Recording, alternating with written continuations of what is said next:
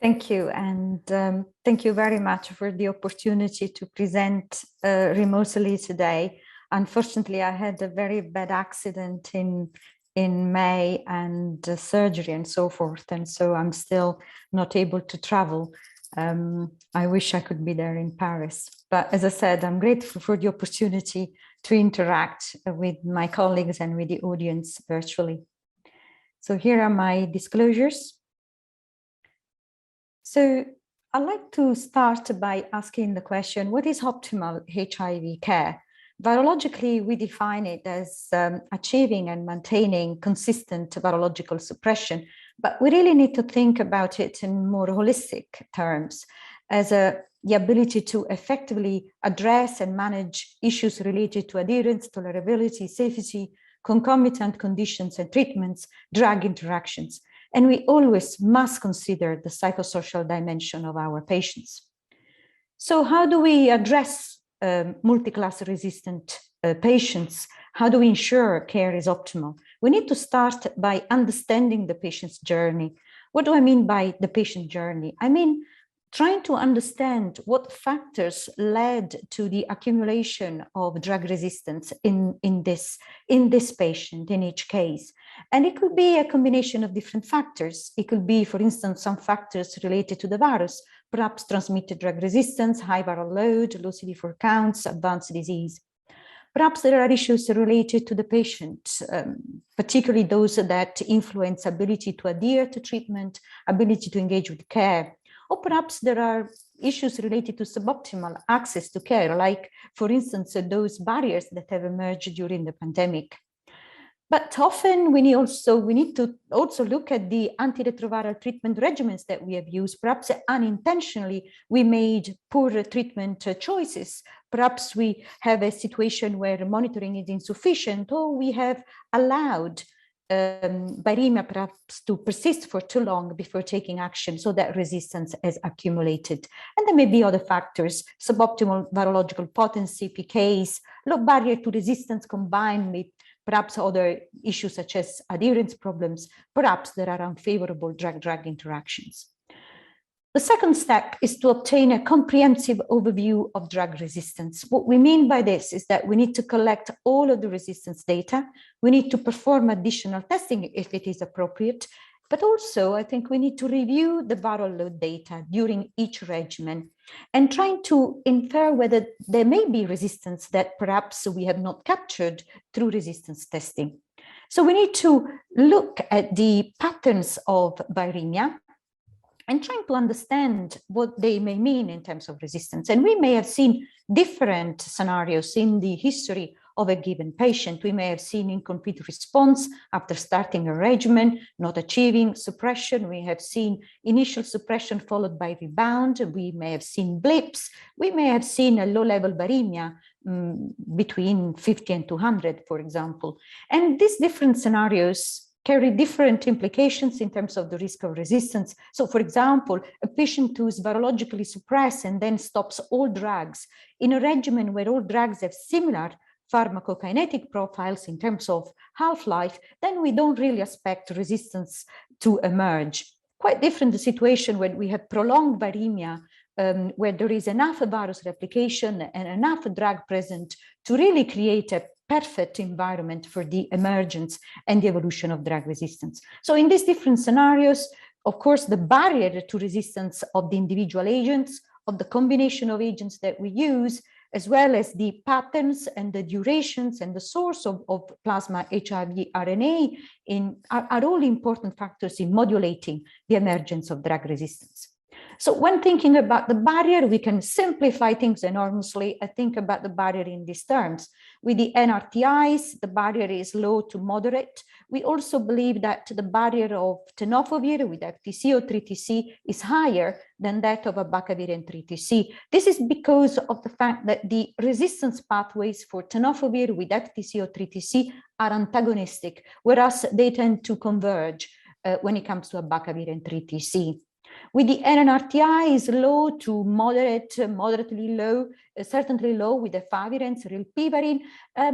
We believe that it's somewhere moderate for etravirine and probably for doravirine, although we don't have enough data really in patients with resistance as far as doravirine is concerned. But certainly, at least for etravirine, we know that in order to maintain any residual activity that may be present in the case of resistance, we need to partner etravirine with a potent drug that has a high barrier.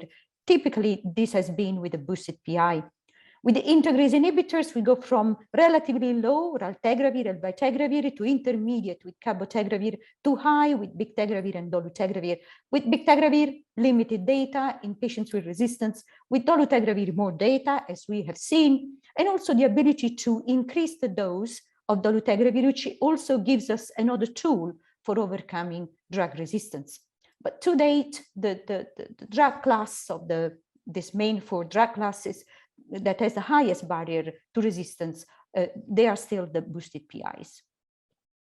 So we then need to interpret the resistance data. So how do we go about it? Let's take this case of Dora. Dora is a 46-year-old woman who was diagnosed in 1996 when she presented with cerebral toxoplasmosis and a very low CD4 count.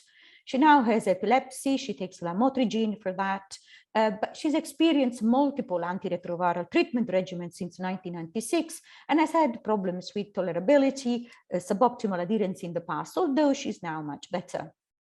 This is her treatment history, and we can see that she started in 1996 with D4T DDI, through the years experienced boosted PIs, unboosted PIs, NNRTIs, also integrase inhibitors. The most recent regimen is the single pill combination of TAF, FTC, and COBI-boosted darunavir with a single dose of dolutegravir.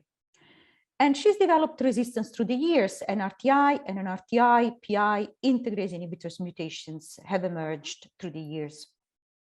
So how do we interpret the resistance? If we take the more recent genotype done during the current regimen, these are the results. And they tell us that there is low-level resistance to abacavir, high-level to 3TC and FTC. There is intermediate resistance to darunavir and lopinavir, and high-level resistance to atazanavir and the integrase inhibitors. But there is no NNRTI resistance.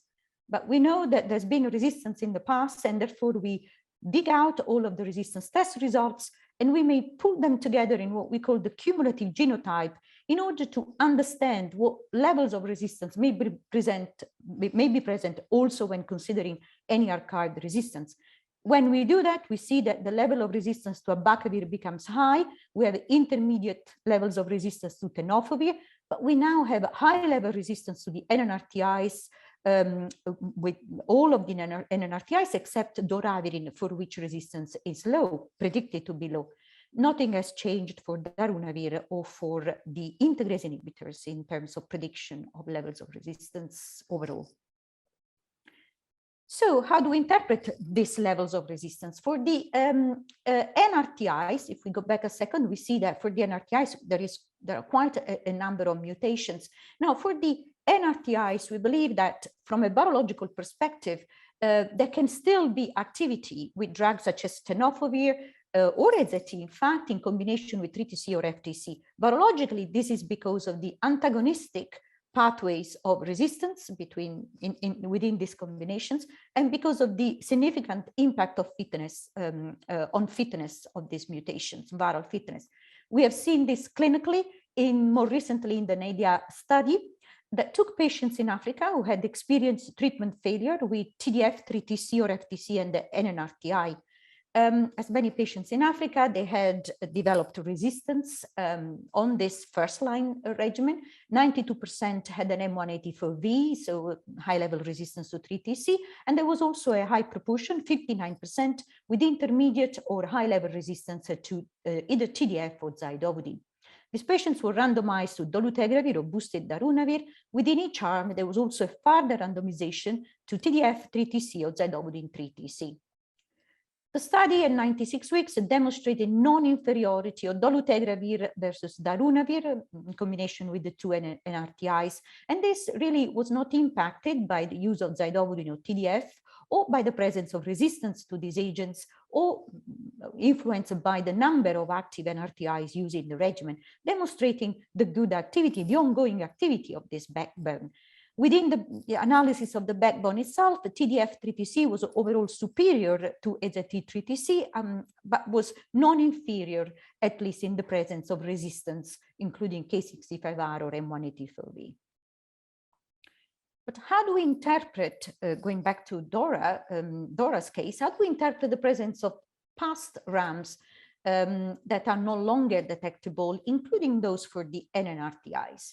Now, we have learned that as a result of archiving within the integrated provirus, integrated HIV DNA, drug-resistant variants are postulated to retain lifelong significance in people living with HIV. They've been archived, they can come back to basically affect outcomes.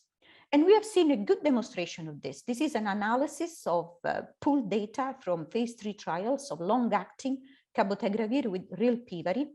And there were 13 patients, a small number, that experienced virological failure. And this analysis asked the question, what were the factors that influence the risk of virological failure on this combination? And interestingly, the detection of archived resistance-associated mutations for the NNRTI rilpivirine present in the cellular HIV DNA baseline was an important risk factor for virological failure, alongside other important elements, of course. But this demonstrates the impact, potential impact of archived drug resistance. But we have also seen data to indicate that archived resistance mutations may in fact disappear over time. This is a study of 25 patients that had a history of plasma detection of at least one resistance mutation to 3TC or FTC, etravirine, and or rilpivirine. They had been virologically suppressed for at least 5 years with regimens that did not include these drugs that were affected by the resistance profile. So they did not receive drugs that continue to exert selective pressure on these particular mutations.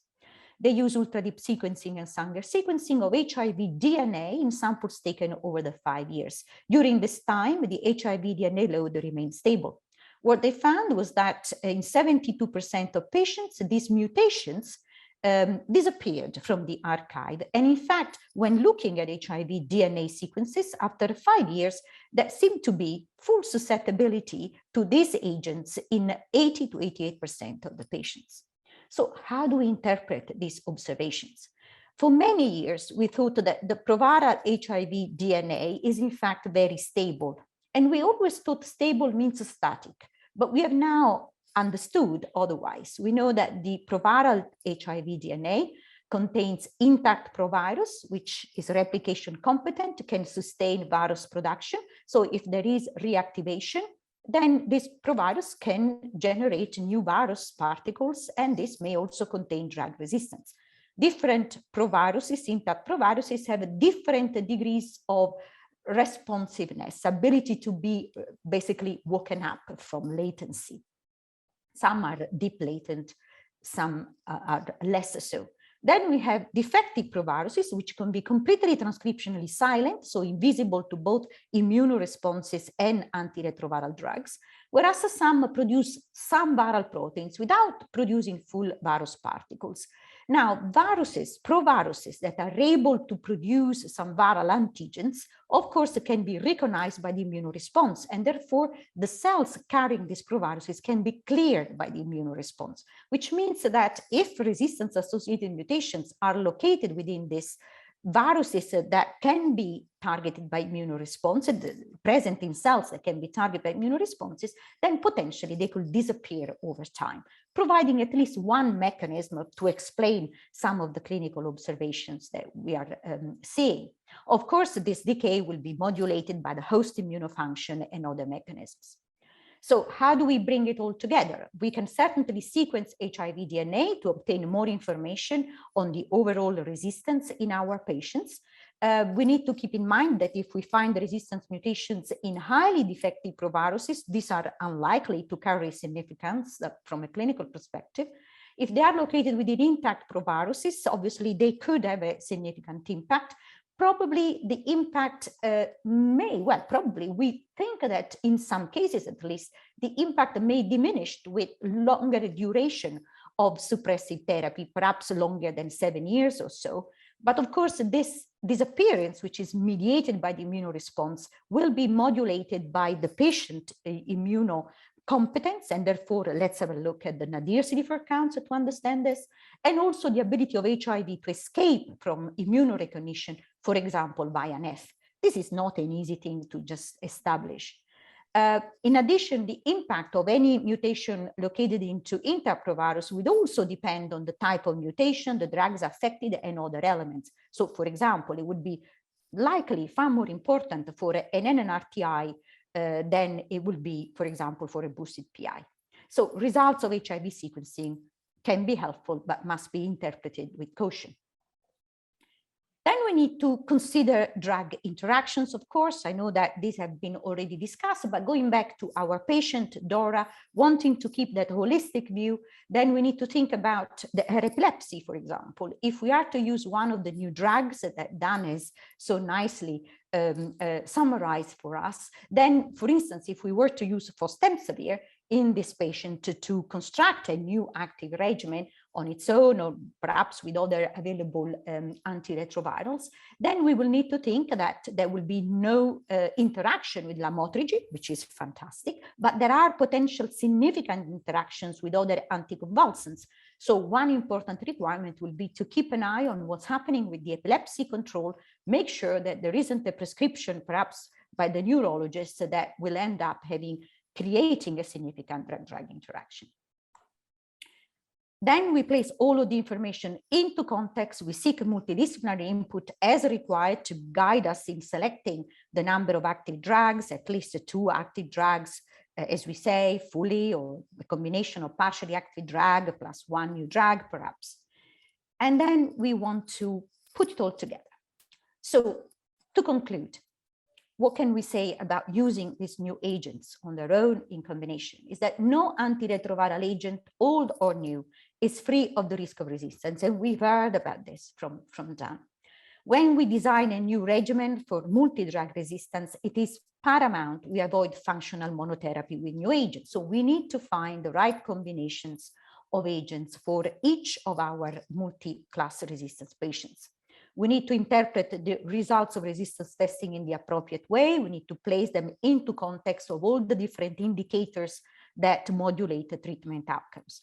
And I think it's important when we select the type and number of agents we put together that we carefully consider the patient's journey and we consider the patient profile, each case for itself, and we balance the risk benefit of each option we may consider. So we want to obviously pursue virological potency. We want to have at least sufficient number of active drugs. We want to have a high barrier to prevent further evolution of resistance. We balance that towards our need to ensure a good adherence, tolerability, safety, concomitant condition and treatments being adequately addressed, and obviously we keep in mind any issue of potential drug interactions.